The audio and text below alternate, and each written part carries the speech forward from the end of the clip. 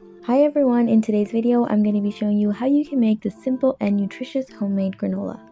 This recipe can be customized to use whatever nuts and dried fruit you have on hand, so let's get started. In a large bowl, combine together rolled oats, some chopped nuts. I use hazelnuts, you can use any other type of nut or even a combination of 2 or more nuts. Some sunflower and pumpkin seeds, and some salt. We're going to give this a mix until it is fully incorporated.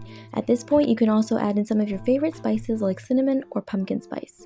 The written recipe is available in the description box below, so make sure to click the link to check that out, and while you're there, you can also check out all of my other delicious recipes. Next, we're going to add in some honey. You can also use real maple syrup instead, and some olive oil. You can also use coconut oil as well. Give this a mix until the mixture is fully incorporated. The dried fruit are going to be added after the oats are baking. This is because the dried fruit can become hard in the oven. Also, if you're adding in chocolate chips, you want to add that after it's baked as well. Evenly spread out the mixture onto a large baking tray that's lined with parchment paper. Don't skip the parchment paper, this helps the honey stick to the oats instead of the pan. Bake this in an oven preheated to 180 degrees Celsius for about 23 minutes.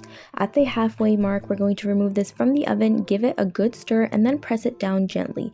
Pop this back into the oven for the remaining time. Once baked, we're going to add in the dry fruits immediately. The dry fruits I'm adding is a 1/4 cup of raisins and a 1/4 cup of dried cranberries.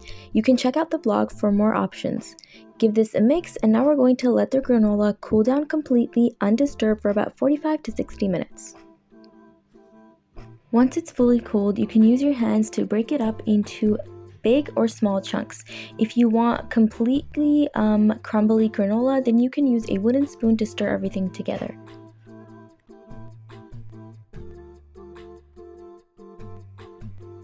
Store the granola in an airtight container at room temperature for up to 2 weeks.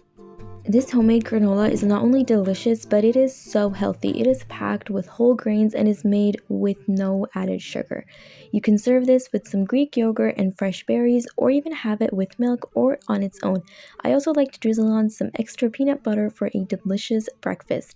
If you haven't already, remember to subscribe to the Food Flamingo for more easy and delicious recipes just like this one. Like the video if you liked it, and comment down below if you tried the recipe or if there's anything else you'd like me to make. And as always, thank you so much for watching.